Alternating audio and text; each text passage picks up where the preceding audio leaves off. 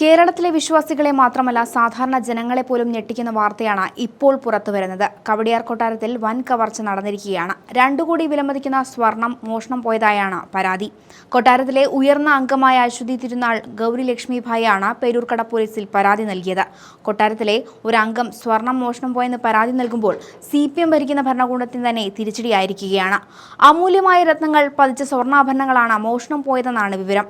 പാരമ്പര്യമായി കൈമാറി വന്നതും അത്യപൂർവമായ നിരവധി ആഭരണങ്ങൾ നഷ്ടപ്പെട്ടു എന്നത് പൊതുസ്വത്തിന് സംരക്ഷണമില്ലെന്ന് തന്നെയാണ് തെളിയിക്കുന്നത്. ശബരിമലയിലെ അയ്യപ്പന്റെ സ്വർണം മോഷ്ടിക്കപ്പെട്ടു എന്നത് കേരളത്തിലെ വിശ്വാസികളെ ഒന്നടങ്കം ഞെട്ടിച്ച വാർത്തയാണ്. ദേവസ്വം ബോർഡിലേക്കും സർക്കാരിലേക്കും ജനവും പോലീസും വിരൽ ചൂണ്ടി. 1998-99 കാലഘട്ടത്തിലാണ് ശബരിമലയിൽ പ്രമുഖ വ്യവസായി വിജയ് മല്യ ദ്വാരപാലക ശില്പങ്ങൾക്ക് സ്വർണം പൊതിയാനായി 30 കിലോ സ്വർണം സമർപ്പിച്ചത്.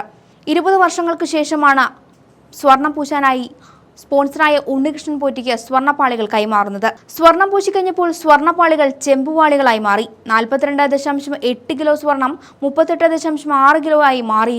42.8 കിലോ സ്വർണം 38.6 കിലോയാണ് മാറിയത്. സ്വർണം പൂശുന്നതിനും ദേവസ്വം ബോർഡ് ഉദ്യോഗസ്ഥർ ക്രമക്കേട് നടത്തിയെന്ന് തെളിഞ്ഞതാണ്. കേരളം ഭരിക്കുന്ന പിണറായി സർക്കാരിന് സ്വർണ്ണക്കടത്തും സ്വർണ്ണക്കൊള്ളയും പണം അടിച്ചു മാറ്റാനുള്ള വഴികൾ തന്നെയായിരുന്നു. അതിനിടെയാണ് കവടിയാർ കൊട്ടാരത്തിൽ 2 കോടി വിലമതിക്കുന്ന സ്വർണം നഷ്ടപ്പെടുന്നത്. പത്മനാഭസ്വാമിയുടെ ചിത്രം കുത്തിയ ആഭരണങ്ങളും വിദേശത്തുനിന്ന് കൊണ്ടുവന്ന ആഭരണങ്ങളും മോഷണം പോയവയിലുണ്ട്. കൊട്ടാരത്തിലെ മുതലുകൾ വരെ കൈയിട്ട് വാരാനും കട്ടുമുടിക്കാനും പലർക്കും കഴിയുന്നത് സർക്കാരിന്റെ കെടുകാര്യസ്ഥത തന്നെയാണ്. എന്തുകൊള്ള നടന്നാലും കൃത്യമായ നടപടികളിലേക്ക് പോകാതെ സ്വർണ്ണക്കൊള്ളയിൽ അകപ്പെട്ട നേതാക്കളെ സംരക്ഷിച്ച ചരിത്രമേ CPMനുള്ളൂ.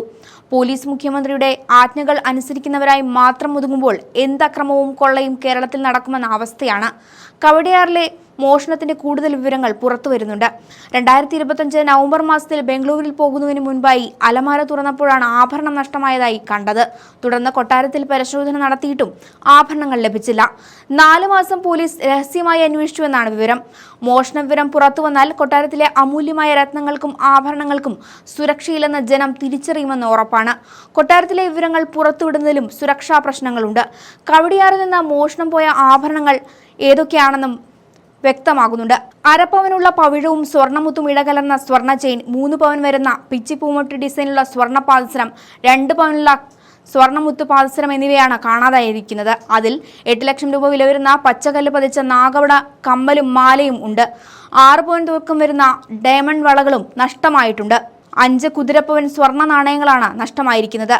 ഭാരതീയ നാഗരിക സുരക്ഷാ സംഹിത 173 വകുപ്പ് പ്രകാരമാണ് പോലീസ് കേസെടുത്തിരിക്കുന്നത്. ഭാരതീയ ന്യായ സംഹിതയിലെ 305 പ്രകാരം മോഷണ കുറ്റത്തിനാണ് കേസെടുത്തിരിക്കുന്നത്. പേരൂർക്കട സബ് ഇൻസ്പെക്ടർ ജൻമോഹൻ ദത്തനാണ് കേസ് അന്വേഷിക്കുന്നത്. കൊട്ടാരത്തിനുള്ളിൽ കടക്കാൻ അനുവാദമുള്ളവരെയോ കൊട്ടാരവുമായി ബന്ധമുള്ളവരെയോ കേന്ദ്രീകരിച്ചാണ് ആദ്യഘട്ടത്തിൽ അന്വേഷണം പുരോഗമിക്കുന്നത്.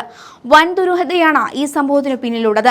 കേരളത്തിൽ ക്ഷേത്ര മുതലിന് വരെ സുരക്ഷ നൽകാനാകാത്ത പിണറായി സർക്കാരിന്മേൽ എല്ലാ കൊള്ളയുടെയും ചരിത്രം ഇനിയും വേട്ടയാടും.